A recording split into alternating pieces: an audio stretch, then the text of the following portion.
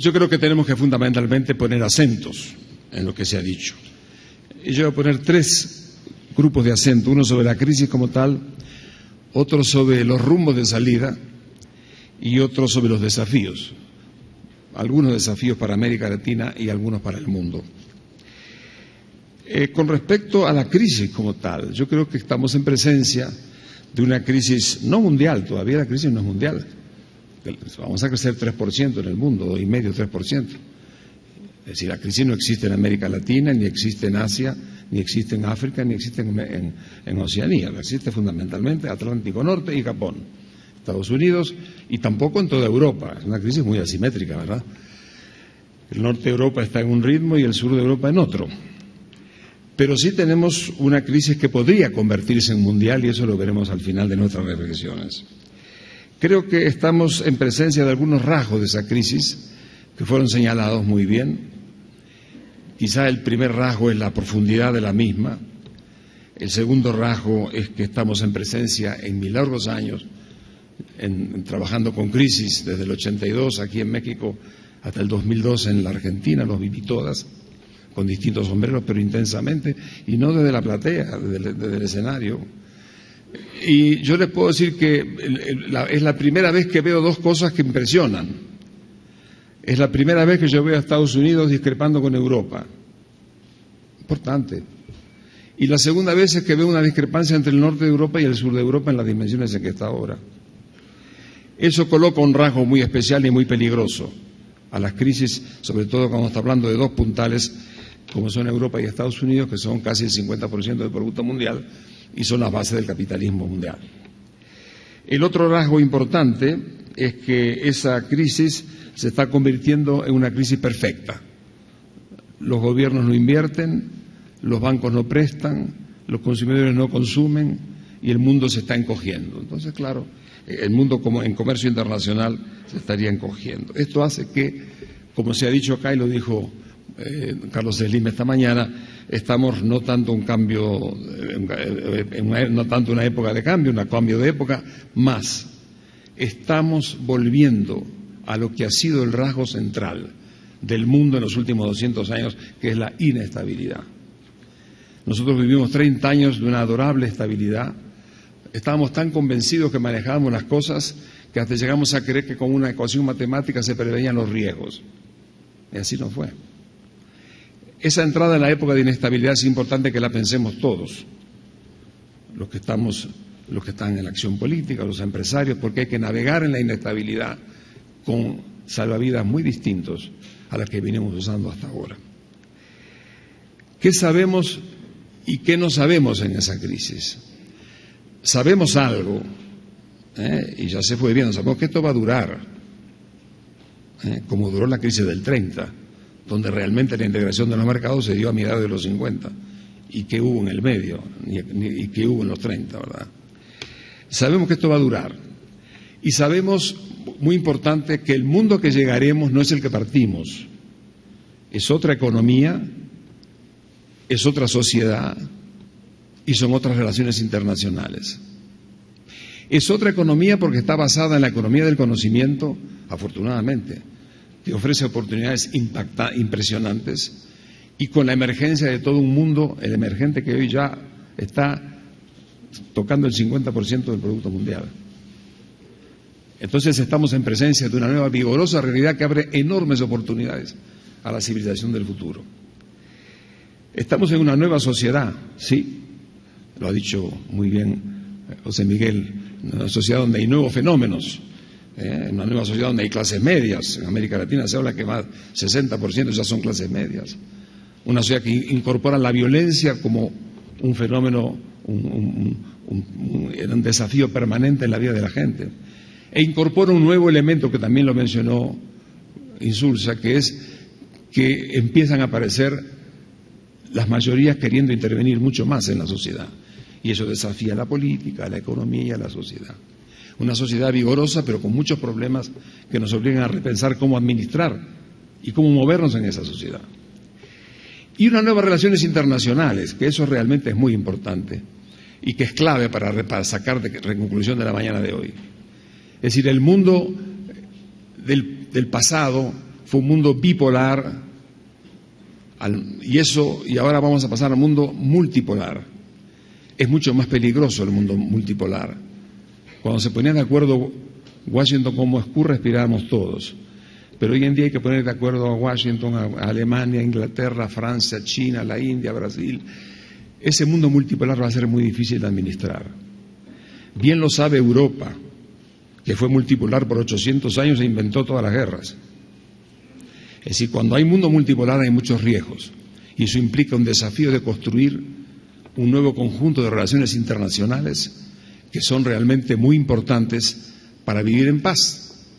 Y no es solamente una conciliación de intereses económicos, que siempre se va a lograr. Hay que incursionar en acordar valores, y son los valores occidentales y los orientales. El mundo está viviendo la transferencia de poder económico más grande en la historia de la humanidad. Esa realidad que tenemos por delante va a implicar definir un nuevo multilateralismo, quizá unas nuevas Naciones Unidas, pero habría que tenerla. Entonces, esos son un poco los rasgos de la crisis que nos toca vivir y que tenemos por delante.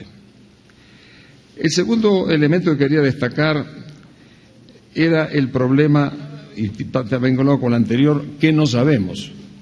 Bueno, no sabemos realmente cómo enfrentar las salidas en este momento. Eso es un tema, esta confusión, como dicen los brasileños, es muy importante y tenemos que de alguna manera reflexionar sobre ella. Yo diría que si tuviéramos que inventar algún rumbos por los cuales orientar la acción, yo diría que habría tres caminos, sin poder realmente incursionar en ninguno de ellos con demasiada autoridad. Uno, el camino de duración sin dirección, que es lo que hay ahora. Y fundamentalmente eso mira fundamentalmente a Europa. Segundo, duración con dirección, que es a lo que habría que aspirar y se está aspirando ahora confusamente.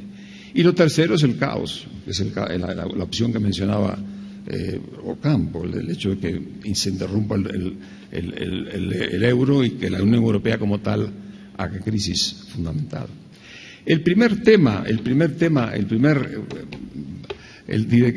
Duración sin dirección fue muy caracterizado por Felipe González, por el presidente Calderón, un magnífico discurso. Es decir, duración sin dirección es lo que nos ha pasado un poco en los últimos tiempos, es decir, sobre todo en Europa, no en Estados Unidos, en Europa mucho más. Es decir, tenemos un privilegio de soluciones basadas fundamentalmente en crisis de solvencia, cuando lo que en fondo hay una gran crisis de liquidez. Un espacio monetario que no tiene Banco Central, prestamista de última instancia. Es una cosa inconcebible que no tengamos una cosa así. Tenemos además una situación en donde prácticamente los países están sin disponer con el único elemento es la austeridad, es decir, optar por el ajuste fiscal antes de estabilizar financieramente. Es muy difícil hacer los ajustes fiscales si no hay estabilidad financiera. Eso es una cosa que lo aprendimos nosotros en América Latina. Y yo diría que quizá como elemento interesante, a mí me da pena que en Europa somos nosotros todos una parte importante de la tradición europea. Nunca se les haya ocurrido preguntarnos a los latinoamericanos cómo hicimos en los 90. Yo creo que algo podríamos decirles. Nosotros hicimos una especulación en esta secretaría en que estoy ahora de discutir junto con el Banco Interamericano y algunos de los actores de aquel momento. Algunos de los actores que actuaron en Argentina, en Brasil, en el Uruguay, en Colombia, en México. ¿Cómo hicimos nosotros? Y no nos fue mal, fuimos saliendo de la crisis. Bueno, primero tuvimos 7 años durando haciendo cosas, desde la crisis de ustedes hasta Brady en Estados Unidos, que era en el fondo de generar liquidez, pagando a uno y a otro, que era que de alguna manera fuimos salvando la banca americana, en buena medida. Bueno. Pero después llegó un momento en que realmente no funcionaba la cosa. Y en los años 90, yo me acuerdo de las conversaciones con el propio secretario de Estado, pero esto no funciona. Seguimos pagando y los países no crecen y así no salimos nunca. Y vino la solución que de alguna manera nos fue orientando en el camino. Primero, ciertamente, un ajuste de la deuda. Se hizo un ajuste de la deuda, en algunos casos los plazos o los términos de la deuda, en otros casos el principal, pero hubo un enfoque al tema de la deuda donde el Brady salió con una solución inteligente. Luego tuvimos unas políticas orientadas fundamentalmente a enfrentar el déficit fiscal, ciertamente, y lo hicimos. Se hizo en forma, cada país lo hizo a su manera, vendiendo activos, poniendo más impuesto al IVA, o haciendo otra cosa importante, que fue crear un impuesto financiero que en Europa parece el pecado original, que era realmente poner un cierto impuesto a las transacciones financieras. Es un impuesto horrible, pero en el fondo cuando uno tiene necesidad entre ese y el impuesto al IVA, de repente yo me quedo con ese. Y no nos fue mal. Tercer lugar, tuvimos que hacer reformas, hicimos reformas financieras, hicimos reformas laborales, es decir, y en cuarto lugar, y eso lo recordó muy bien Ocampo, se hizo una política de estímulos. Y aquí en México también y eso, ¿por qué no se mira un poco todo eso y se incorpora a la segunda solución, que es duración con dirección? Cuando llegamos a ese plano aparecen las cosas que se dijeron aquí. Es muy difícil resolver cosas en Europa. Hay una lentitud porque, como decía muy bien Felipe, no está preparado para la emergencia, porque tiene que decidir entre 27 países o entre 17 en el euro. Y claro, cuando llegan a este tema, se olvidan de un principio que aprendimos todos en América Latina, y era este: cuando tenés que cortarle la cola al perro, no se la corte a pedacito. Cortarlo donde hay que cortarlo, porque el animal sufre mucho. Y eso es un poco lo que nos está pasando, lo que nos pasó a nosotros en América Latina. Nos costó aprender eso. Hay que saber cómo cortarlo y cómo distribuir los costos, desde luego. Eso va sin decirlo, pero yo creo que ese es un tema importante cuando hablamos de la duración con dirección. Pero fundamentalmente el hecho de entender que si no hay, es incomprensible realmente que países que tienen el ajuste brutal que está haciendo España en este momento y Italia no tengan capacidad de tener soluciones de tipo de liquidez. Es por lo menos inexplicable y por lo más inaceptable. Pero yo creo que es un tema que están discutiendo, y lo dijo Felipe y Calderón con mucha fuerza.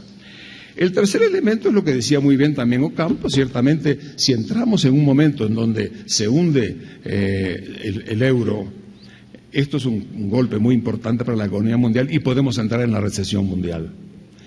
A mí conozco que los alemanes mandaron pedir un estudio a un grupo de especialistas para que estudiaran el impacto que tendría en Alemania una crisis de esa magnitud.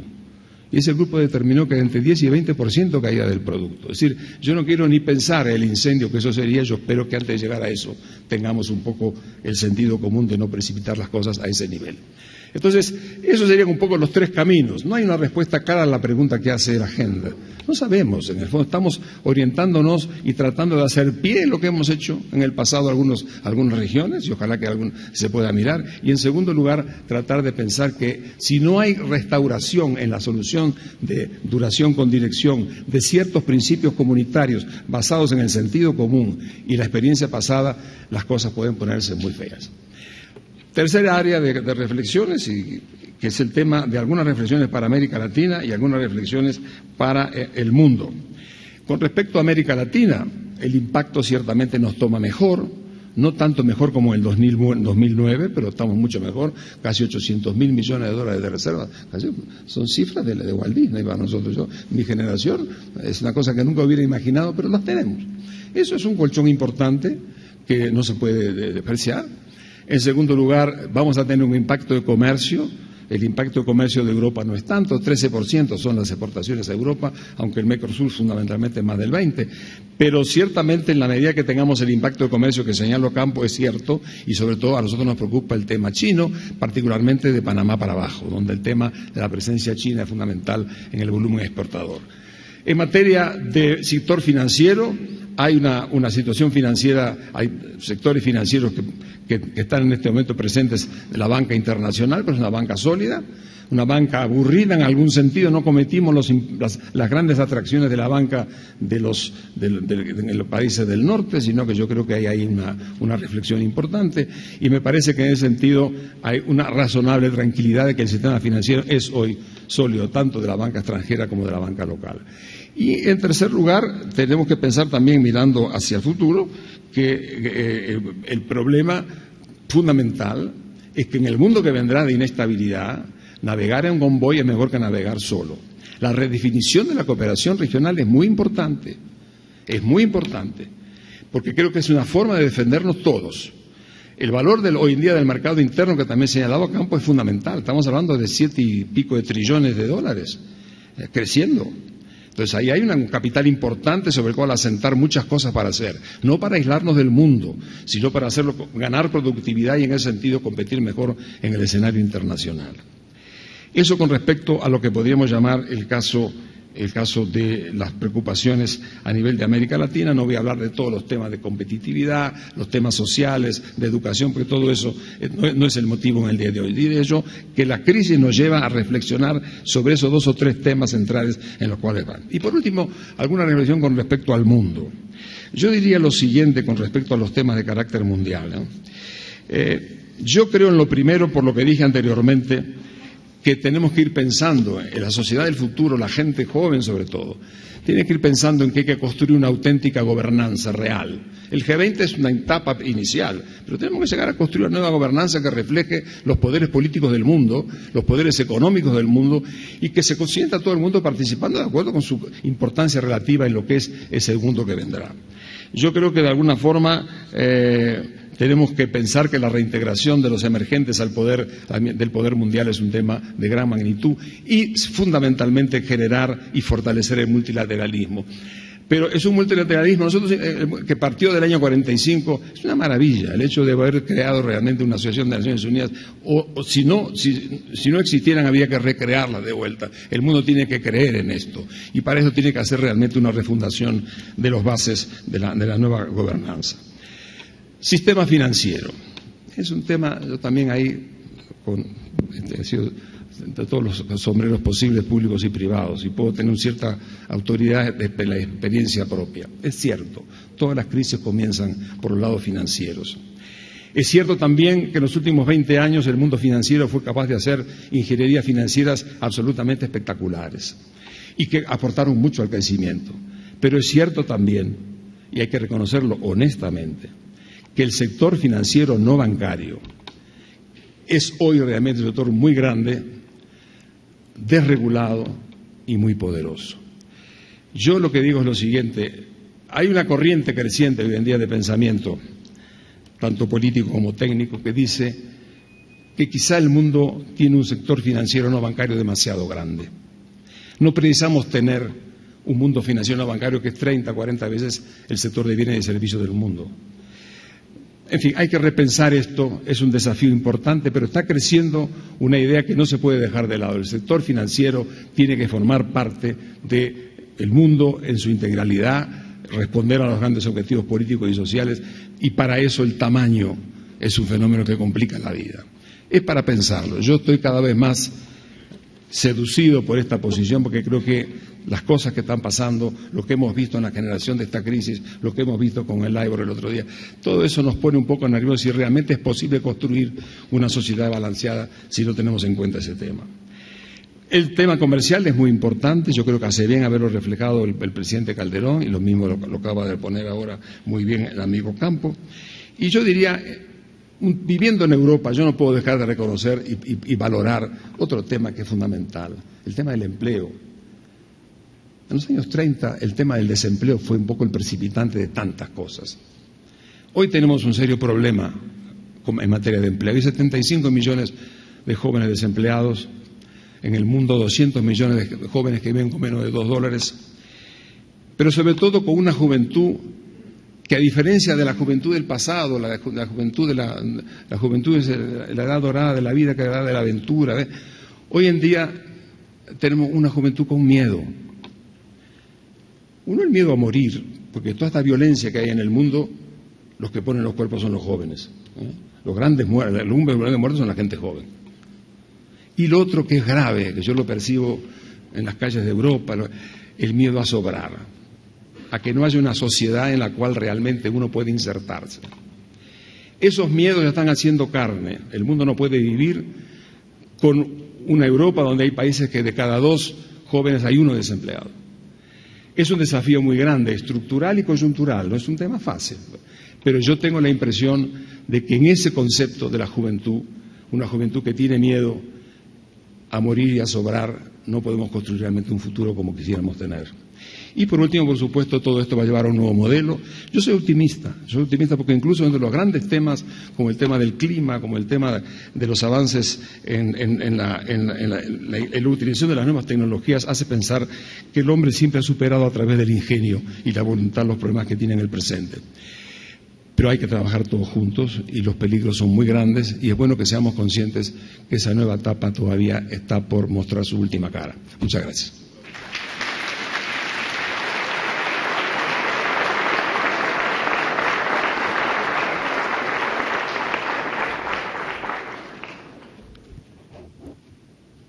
Si cuando empezó a hablar Enrique Iglesias quedaba poco por decir, a mí francamente me quedaría solamente invitarlos al almuerzo.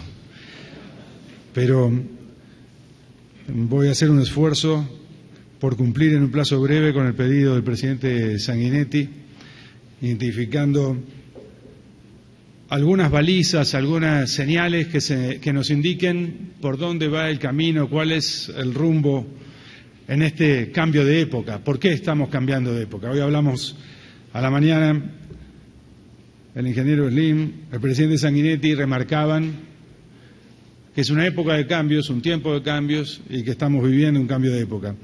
A mí me gustaría tratar de contribuir a algunas reflexiones para identificar hechos que nos señalan de una manera definitiva que estamos entrando en una nueva era.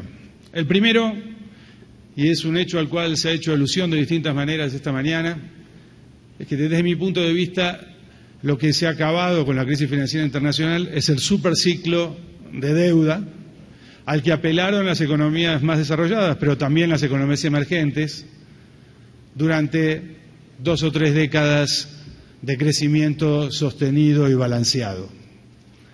Cuando digo que se acabó el superciclo de deuda, digo que el endeudamiento masivo de los estados no aparece como una opción en el corto y mediano plazo para ninguna de las economías desarrolladas ni para las mayores economías emergentes. Enrique señalaba bien, durante los últimos 30 años, las economías desarrolladas crecieron con una muy baja volatilidad en materia de tasas de crecimiento, en materia de ingresos, en materia de exportaciones. Y yo creo que este ciclo ha culminado. En el futuro lo que vamos a ver es más volatilidad, vamos a ver tendencias de crecimiento en los países desarrollados que van a estar por debajo del promedio histórico y un mayor desempleo estructural. Fíjense, si uno combina alta volatilidad con una tasa de crecimiento por debajo del promedio histórico, o con una tendencia por debajo del promedio histórico, lo que se va a encontrar son recesiones más frecuentes, que sin duda van a afectar a nuestras economías.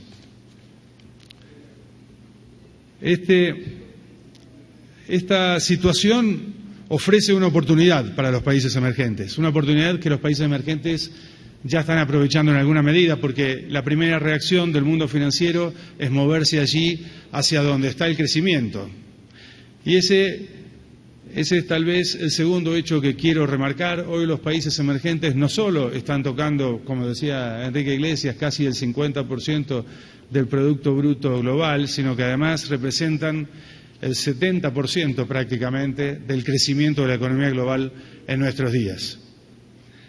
Los países que mejor han aprovechado estas oportunidades son países con políticas monetarias expansivas, que tienen consumidores poco apalancados, cuyos sistemas financieros representan en términos de créditos otorgados al sector privado un porcentaje relativamente bajo del PBI, tienen un buen dividendo demográfico y tasas de interés declinantes. Ejemplos de estos países en la región: Brasil, India, Indonesia, en Asia, Malasia asimismo y Turquía.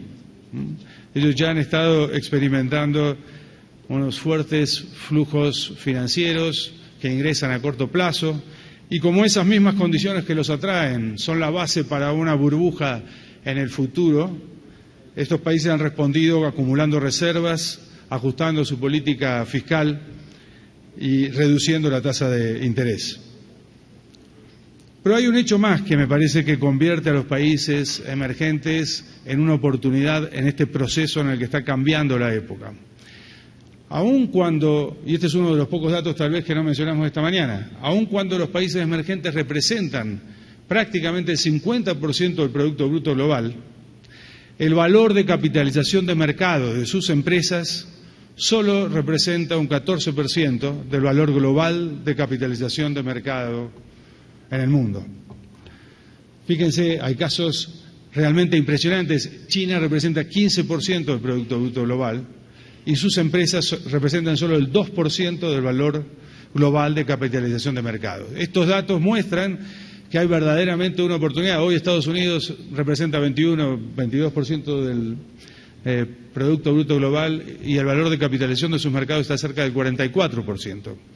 Ahí es donde radica verdaderamente la oportunidad de crear valor en los países emergentes y poder descifrar las señales que nos permiten llegar a tiempo a realizar ese valor, llevando a las empresas de los países emergentes a los mercados financieros locales y globales.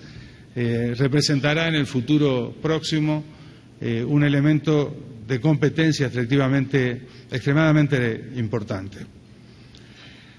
El otro tema que me parece que marca un cambio de época importante es la emergencia de una nueva clase media global.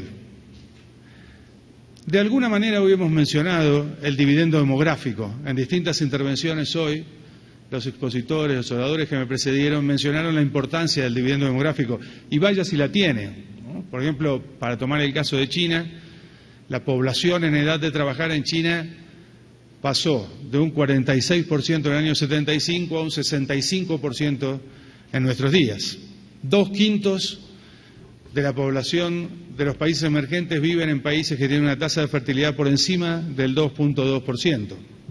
Entonces allí tenemos claramente una primera idea de la importancia del dividendo demográfico. Pero lo que parece realmente impresionante es cómo esta causa y a la vez consecuencia del desarrollo va a impactar en la economía de los próximos años, por el dinamismo de las economías asiáticas y los problemas que enfrentan las economías de los países desarrollados. Si me permiten hacer un breve ejercicio y definir la clase media global como aquellas personas que gastan entre 10 y $100 por día y aceptan esta definición arbitraria, porque cualquier otra definición que tomemos sería igualmente arbitraria. Tomando $10, considerando $10 el piso de pobreza en un país como Portugal, por ejemplo, el gasto diario de $10 como el piso de pobreza en un país como Portugal y el de $100 el gasto que pondría por encima de clase media a un habitante de Luxemburgo. En el mundo, en el año 2009, teníamos aproximadamente 1.800, 1.900 millones de personas viviendo en esa clase media global. El 54% de esa población se distribuía entre Europa y Estados Unidos. Asia representaba el 28% del total y América Latina el 10%. En el año 2020, de acuerdo con las proyecciones del Fondo Monetario, el Banco Mundial, el Centro de Desarrollo Internacional del OECD, la cantidad de gente viviendo en clase media, que ya para ese entonces habremos llegado a los 3.200 millones de personas, la cantidad de gente viviendo en clase media en Asia alcanzaría el 54%, la proporción que tiene hoy Europa y los Estados Unidos. En esas regiones, la clase media, definida como lo hice, se reduciría al 32% del global, y en América Latina pasaríamos del 10% que tenemos por estos días al 8% en el 2020. ¿Qué pasaría con el gasto? Recién hablábamos de la cantidad de pobladores, de ciudadanos viviendo en clase media. ¿Qué pasaría con el gasto? Hoy América del Norte y Europa representan 64% de la clase media global, del gasto de la clase media global definido como lo hice, y Asia el 23%, América Latina el 7%. En el 2020, América del Norte y Europa representarían el 36%, Asia el 42% y América Latina el 7%. Es decir que este tema que mencionaba hoy el presidente Lagos y que fue mencionado también por José Antonio Ocampo y por Enrique Iglesias, la necesidad de definir una relación con China a mediano y largo plazo, es extremadamente importante y yo diría urgente, porque cuando uno mira las pendientes de crecimiento de la clase media y la distribución poblacional, se nota que la mayor pendiente, el crecimiento más rápido se produce en esta próxima década, del 2012 al año 2022.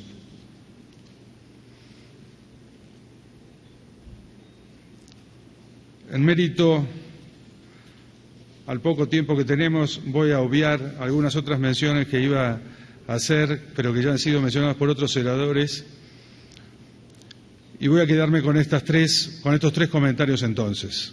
El fin del superciclo de la deuda, la emergencia de los países, de las economías emergentes, como una gran oportunidad de inversión, especialmente debido a la escasa participación de sus empresas en el valor de capitalización de mercado global, y la emergencia de una clase media global.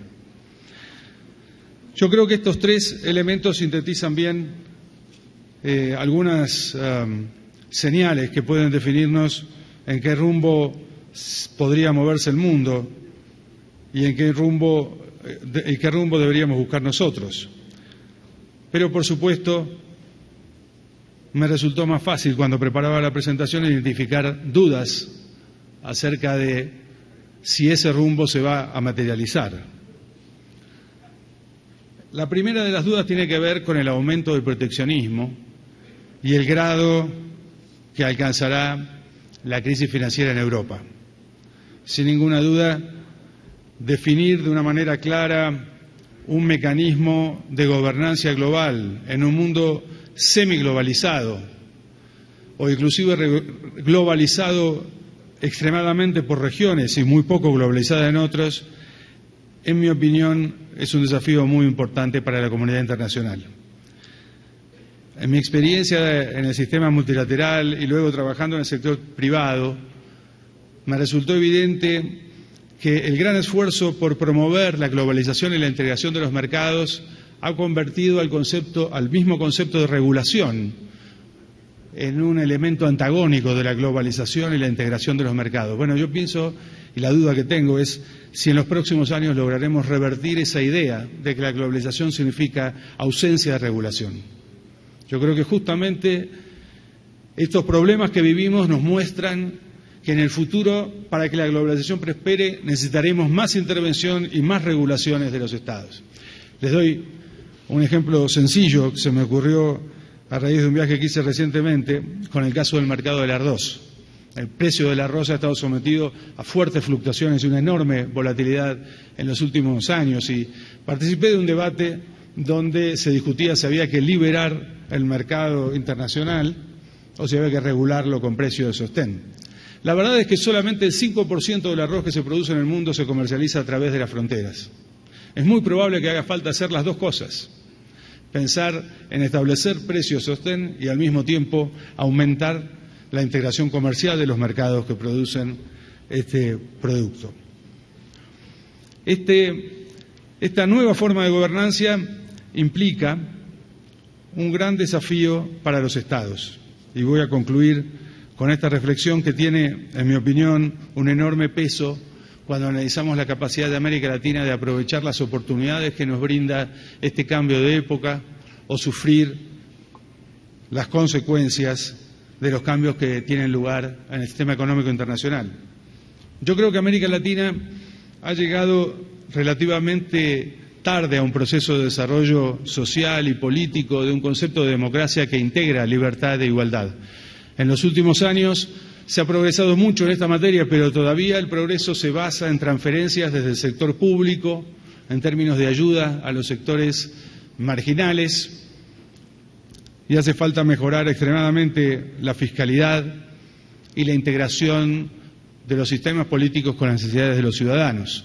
Sin ninguna duda, en los últimos años ha aumentado el valor que los ciudadanos le dan a lo político, pero tengo muchas dudas, más dudas que certeza, acerca de si eso ha significado de alguna manera una revalorización de la política. Me parece que la política todavía padece un cierto desprestigio y que los ciudadanos recurren en muchas oportunidades a la autorrepresentación. Creo que el debate que nos debemos en América Latina es en qué medida podremos avanzar en la organización de un nuevo contrato social donde el Estado juegue un rol preponderante en garantizar unos derechos mínimos a los ciudadanos en materia de acceso a la salud, a la educación, al empleo y a una vida digna.